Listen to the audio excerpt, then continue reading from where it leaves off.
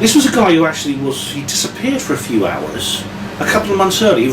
He's quite an old guy, but he's keen on cycling. And he went off on a cycle ride, and he was surrounded by all his security detail. They're all on motorbikes. You know how it is with these people. They're very poor. They have security guards with them. But somehow he disappeared for about 4 hours. And he came back and he had a broken leg. And the story went, he fell off his bike. But I don't believe it. How can he disappear? He disappears for 4 hours.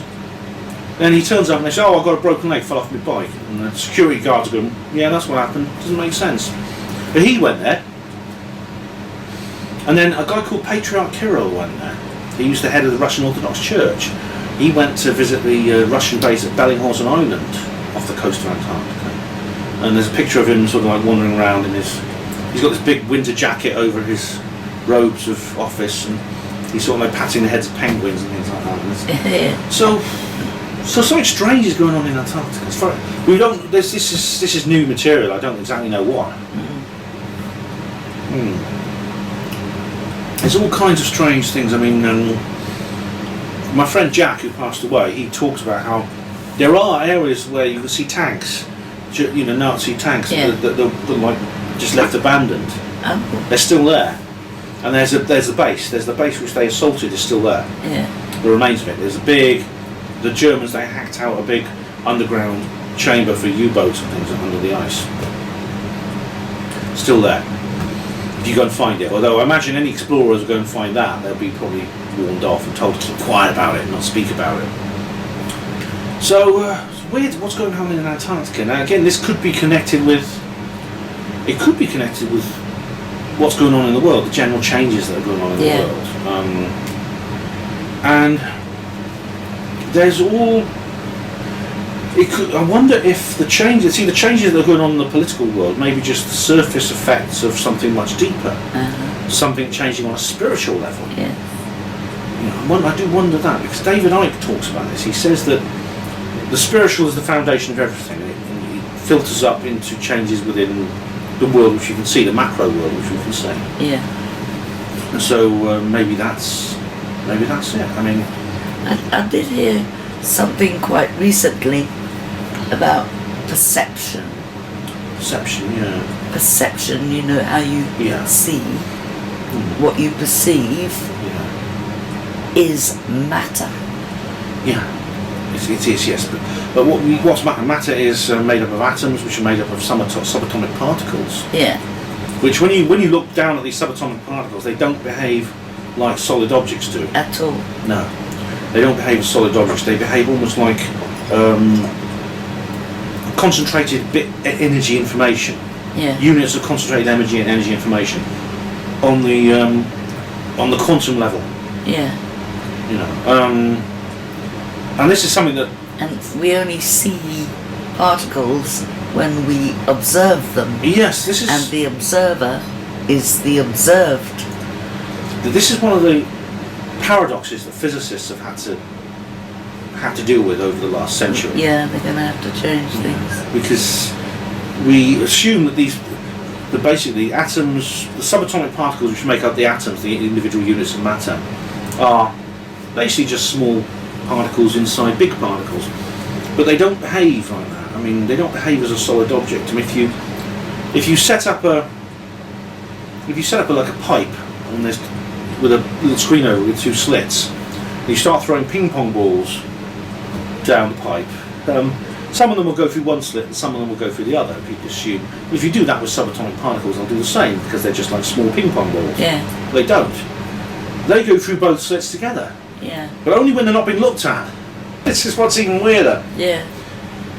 If you look at them, they then turn back into ping pong ball like things, and then they go through one slit or the other. Yeah. If you turn your back, they go through both at the same time, and you get like a wave effect. Now that's weird. I mean, how does the particle know whether or not someone is looking at it? Perception. Which means that the consciousness seems to be built into the universe at a very fundamental level. Yeah. This indefinable quantity, which doesn't seem to be observable to say neuroscientists looking into the brain. There's a guy called Anthony Peake who talks a lot about this. It's very, very interesting to read his books and listen to him talking. Okay. Sorry. Are we? Yeah. Is it? Where's we? Who's me? Where am I? You know. I know what I see and think, and I can my thoughts and things like that. But who's observing those thoughts? You see what I mean? It's one of these strange things. So it's possible that on that, whatever is behind that is changing. It is a transformation, as David Icke has talked about, a spiritual transformation. Yeah. And this has been talked about in ancient mythology for a lot. In Hinduism in particular, it talks about the Kali Yuga, which is the age of iron, which ends and starts another cycle. And there's multiple repeating cycles. Yeah, they all go around. Yeah. There's a big wheel which fits into larger wheels of cycles. Yeah. And the Mayan calendar also is another example of this. And as we know, the Mayan calendar, the long count of the Mayan calendar turned over on the 21st of December 2012. And there was no big cataclysm, nothing happened, and everyone was really disappointed and said, oh dear. But, as we see, something has happened. You know, things have changed. I mean, maybe whatever changed then is only just now taking effect. It's taken a few years. But I mean, I said this at the time. I did some videos at the time where I said, don't expect everything to happen at once. Be patient. The 2012 effect will take some time to manifest into the physical world, and say the worlds of politics, as I've been explaining, into the worlds of politics, as I've just been talking about. And it could be that this is like. Funny enough, the Kali Yuga is said to end at around about the same time as the Mayan calendar, even though one comes from India and the other comes from South America. Yeah. Which is strange when you think of these two very different parts of the world come and having their analysis of time cycles seems to indicate that ages change at the same time. And what's also odd is this is also, I mean, if you study Western astrology, you'll know that, I'm going to quote another song now, this is the dawning of the age of Aquarius. Yeah. When the moon is in the sun, that's from the musical Hair. This is the dawning of the age of Aquarius. We've been in the age of Pisces since around about the time of Christ. And it's there's symbolism, you see the symbolism in the Bible and these ancient texts. They knew about this sort of thing. Because it's not a coincidence that Jesus' followers were all fishermen. They were all fishermen, weren't they? I personally don't think there was anybody called Christ ever alive. Well, this is a good point. Did Jesus ever exist as a person? Because Philo doesn't mention him, this Roman historian who lived in Jerusalem. At all. There's nothing written about him in antiquities. And also, if anybody died on the cross to save the world from its sins, the world was not saved. It's actually a very, very old mythology that's been recycled into a new form for the Roman Empire. Because Christianity became the official religion of the Roman Empire under Constantine. Yeah. So, in the 3rd century. So, Jesus is this idea of a saviour God who died and is buried and comes back to life. It's an old sun god mythology, and you go back into the past. There's many other deities that you say is Horus, Baal, Mithra. They all have this recurring mythology. They were all born to virgin mothers. Yeah. They were all born on December the 25th. They all died and came back to life. Okay. And it's to do with the sun. It's to do with the sun at the winter solstice dying and then coming back on the 3rd day, which is December the 25th. There is a Russian, I forgot what his name is, it might be Pamelko or something like that, who is an academician who has created a system whereby he can take pieces of history and place one on top of the other. Yeah. So his thing is that if there was anybody called Christ ever alive, that would have been around the 1200s. Right. Or something like that. So much more recently. Much more, it's nobody could read. Yeah. Right? So they always had special people come in to do transcribing, etc. And so they didn't know names in particular, and they would just give it that name or whatever. So You know, there was nobody ever who's a famous warmonger or warrior took elephants over. Hannibal. Was it Hannibal? He had these. He had these elephants. Okay, it may not have been him. There was one around the same kind of time who never existed. It's perfectly possible. I mean, because history contains the word story. Yeah. High, and the first is high. Now, high is short for high, is in hi-fi, Yeah. high fidelity, which is short for high, spelled H-I-G-H. Yeah. A synonym of high is tall.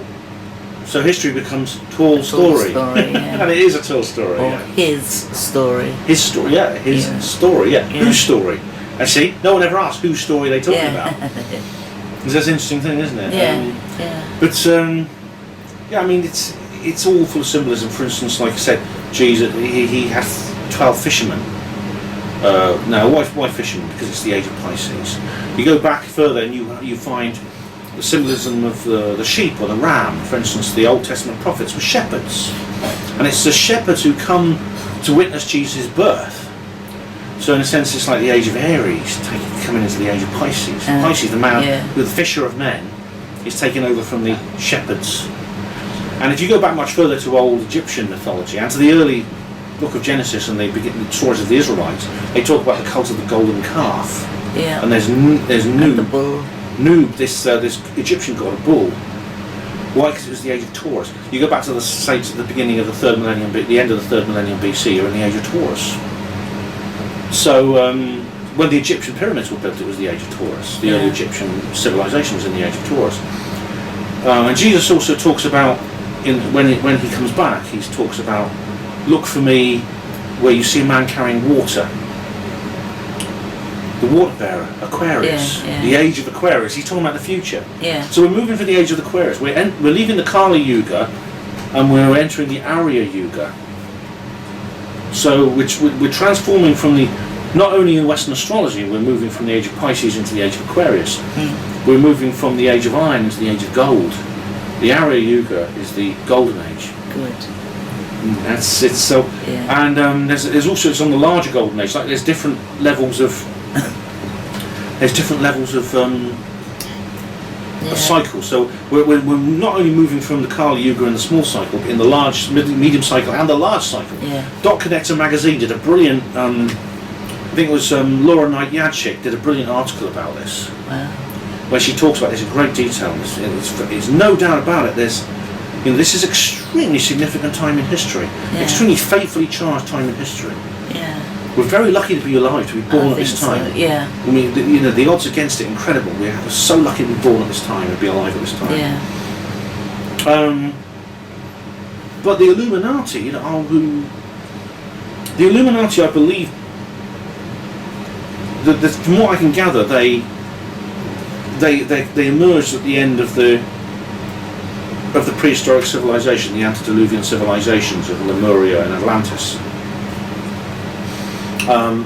They were perhaps responsible for the destruction of those civilizations that Plato talks about in his book about Atlantis. And this is repeated in mythology all over the world. The Welsh folktale of Cyntref y Gwaelod, the Zulu myth of Zaraleli. There's many, many other stories about a fall of man. We fell from grace. This is of course, the biblical equivalent is Adam and Eve, and man being expelled from Eden. We were expelled from the Garden of Eden, and we fell from grace.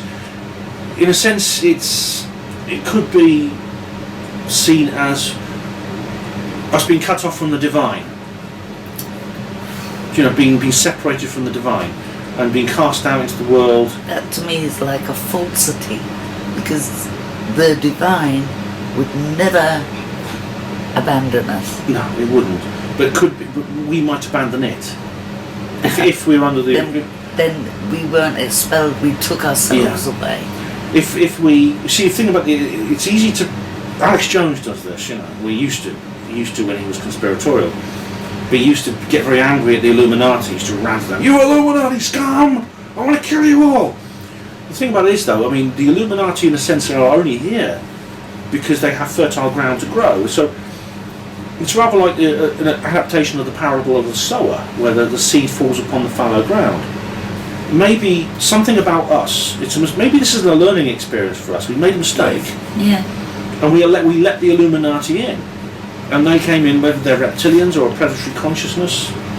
I mean, when I say reptilians, I take that very seriously. Well, can you imagine, like in the old days, you know, nobody could read, nobody could write, nobody knew anything.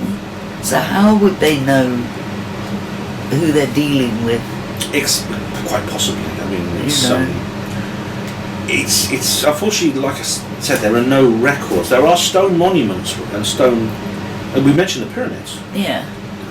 Pyramids in Antarctica, pyramids on the seabed. Yeah. Which maybe refer to means they must have been built when the sea level was lower during the Ice Age. Yeah. Things like that. But there's no records to say exactly what happened to Atlantis or to whatever you call the antediluvian world. But perhaps this transformation of the ages is an opportunity for us to reconnect, to rise again, to our true selves in connection with the divine.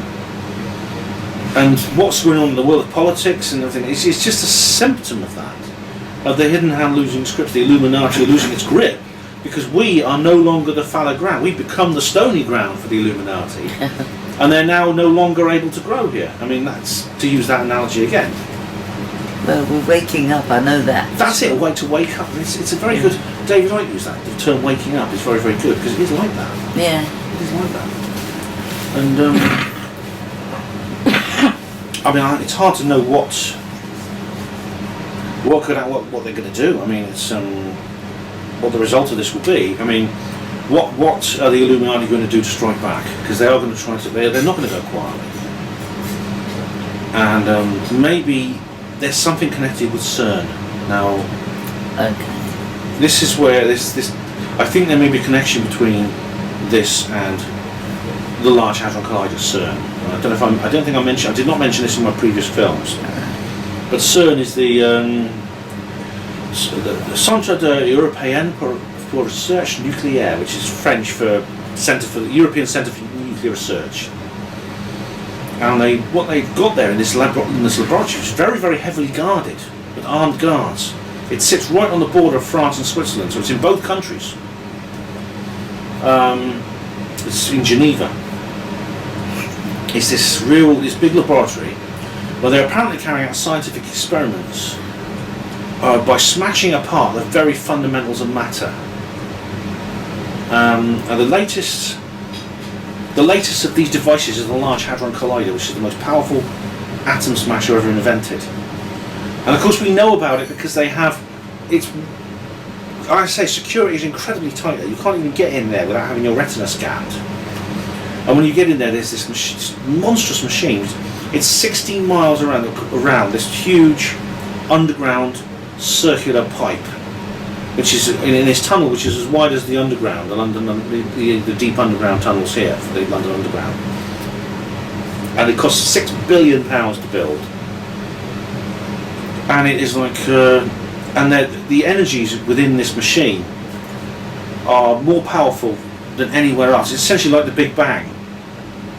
And it's creating things like black holes, mini black holes, which, according to its proponents, they're safe because they just dissolve.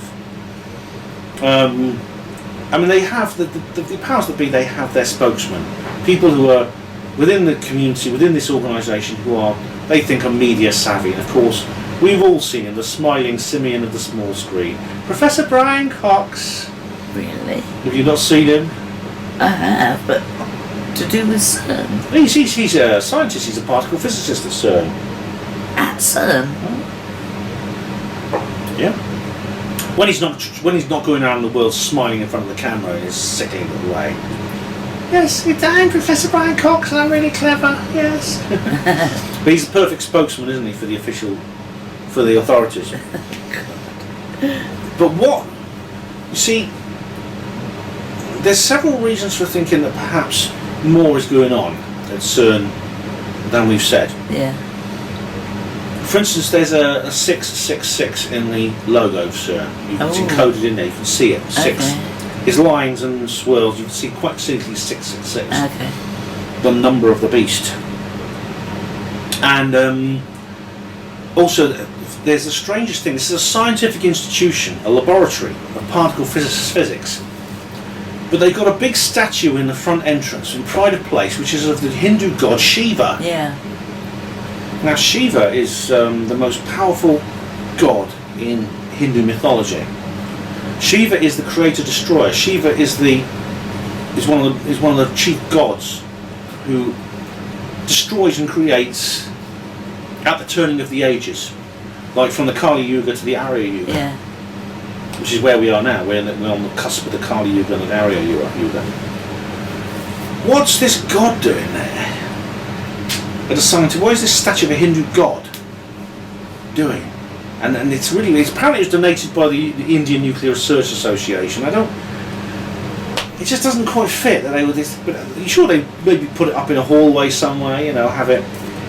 If it's a nice present, let's put it up in a corner somewhere where people can come look at it if they want. They got it right in the middle of the front entrance. This Shiva, this multi-armed god, in all his glory. Okay. And with the 666 in the logo, I wonder if there's an occult purpose behind. Yeah, maybe they're trying to bring it back to life. Yes, or maybe the Large Hadron Collider actually has some kind of effect, which is maybe blowing holes in. Because these huge explosions maybe blow holes in the space-time, in the universe. Yeah. And there's a guy called Olaf Thomas Rabi he says there's been huge explosions breaking out in different places around the world, just in the atmosphere. And they can be, he's worked out that they correspond precisely to points where, I'll start you now, exactly to points where experiments have been done at the Large Hadron Collider, offset by time. So there's a time delay of a certain amount of time, and then a huge explosion of unknown origin will appear at the very point where these experiments were going on at CERN. Very, very odd. What, in CERN? Yeah, in the Large Hadron Collider. Oh. There was also a strange film that emerged of some kind of occult ritual at CERN, which looks very weird. I covered this on the panel with Voice. It's the weirdest thing I've ever seen, but it was filmed. You can see it, so you can see the statue of Shiva there, and someone's filming from an upstairs window, and these shrouded figures come out, and they carry out this kind of mock sacrifice. And like I said, this could be some attempt to undo the spiritual changes that are going on in the universe, or maybe direct the transformation of the ages into the way that the Illuminati want. I don't know this, but it's a possibility. And there has, along with the changes since 2012, with the changing of the Mayan calendar, other weird things have been happening. Firstly, paranormal phenomena have increased. More UFO sightings have been reported than ever before, and you know all about that. You personally, don't you? Yeah. You've had personal experience of this. And there's also the strange thing, which I didn't realise how, it's something that affected me, and I didn't realise how widespread it was until I looked into it in more detail. But I'm one of millions of people all over the world who have come under the Mandela effect. Oh, right. And the Mandela effect is something fascinating. Yeah. It's named after Nelson Mandela, who of course was the... Okay. Can I just interrupt you and tell you what I think that might well be? This change that happened 2012 and the settling in of it to today. It seemed to start around that time. It didn't come about. People didn't start noticing it until at least, it was first reported in 2014, Yeah. and the reports went back to maybe 2012. Yeah. What is? It's named after Nelson Mandela, of course, a South African political activist, former president, died in 2013. I remember his funeral. I mean, it was big. He's the most popular man in the country, and everyone was devastated when he died. Although he was 95 years old, so it must have been an eventuality they were preparing themselves for. But what was odd was some people came forward and they said, "I remember him dying in 1986." You see? He died in jail, and I remember seeing the newspaper headlines. I remember seeing it on TV. He died in 1996, but of course. And people say, no, he died in 2013. And now people conflate things. Now conflation is where you remember things wrongly. Yeah. We all do this. I mean, if you watch a movie, then don't watch it for 20 years and you think about it and you remember it, go back and watch it again 20 years later. It'll be loads of things you'll remember will be wrong. Yeah. That's conflation. Right. You misremember things, your errors in memory. The difference with the Mandela effect is that different people have the same conflation. Lots of different people have the same conflation. With me, it's the Looney Tunes. Now, I noticed this because the Looney Tunes, it was a cartoon series that ran, it was 1929 to 69, and yes, things like cartoon characters like Bugs Bunny, Yosemite Sam, Sylvester the Cat, popular children's cartoons. It's but I distinctly remember, even as a little kid, it was Looney Tunes, Toons, which is an alternative colloquialism of tunes. Yeah. And I remember it distinctly. It's very, very clear it was Looney Tunes, not Looney Tunes. And I started looking into the Mandela effect, and I suddenly realised there were vast numbers of people all over the world who also remembered it as Looney Tunes. So I went to Wikipedia and said, well, what is it? And it's been Looney Tunes, it's always been Looney Tunes. And I remember, that really gave me the creeps, it made me feel spooky. It's as if we've moved from one dimension to another. It's almost as if like we're experiencing dimensional shifts. As if maybe we're remembering a life in a parallel universe. That's right. Now this could be the effect of the transformation of the ages, or it could be the effect of CERN. I don't know. But there's many other examples of Mandela effects, many of them. And a large numbers of people are coming together now who have these strange experiences. Yeah. I know I remember it being tunes, because I remember hearing someone refer to it as Looney Tunes in 1995. I'm thinking, that's wrong, it's Looney Tunes. Yeah. I remember thinking at the time, it's Looney Tunes. It is. So how is it that I remember it so distinctly as being Looney Tunes? If I conflated it, if it's just my imagination, how come I'm one of millions of people all over the world who also remember it as Looney Tunes? Yeah. There's a genuine mystery here. It is as if the boundaries between the boundaries of reality of the dimensional world we're in, the universe, are liquefying. Yeah. They're becoming thin. They're becoming semi-permeable. Mm-hmm. Which could be an effect of the transformation of the ages. It could be something to do with CERN. I don't know, but it's. Okay. Have you ever watched Lisa Harrison? Yes. And Danny. Yes, I have. Yes, I watched a couple of their programs. Okay. Did you ever watch about Lilu? No. Did you not? No, I haven't. Who's Lilu? Lilu is an entity that arrived one day manipulating Lisa's computer. Oh yes, yeah. I have seen that. Yes. Yeah. But I mean, I didn't have a chance to read all of it. Okay. Well. Or watch all of it. Yeah. Well, I can send you if you're interested. Oh, please do. Yeah. Please send me the links. Okay. But I like Lisa Harrison. I like her show. Yeah. But yeah, I mean, there's I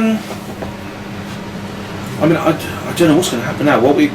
If this process of transformation continues, we may see more of this. We may see more effects of warping of reality, and this could take other forms. It could take the forms. This is very annoying. Losing things unexpectedly. You put something down. You come back later and he says, "Where's that gone?" Yeah. I swore I left it there and it's gone. Damn it! Which means there's been a dimensional shift. But you went out of the room and you've come back and this thing's not there. This happened to me very recently, actually. And it happened when I was at Highgate Cemetery, and I don't have time, I think, to tell you about my trip to Highgate Cemetery, but there's a lot of spooky stuff there. And it's getting a bit late now, but there's a lot of spooky stuff at Highgate Cemetery. Really? And I got myself a guidebook, and I put it in my bag. I closed the zip. I went home. I didn't take the guidebook out. I got home, opened the bag, and guess what? It wasn't there. It vanished. And did it reappear? No. Oh. It's never been back since.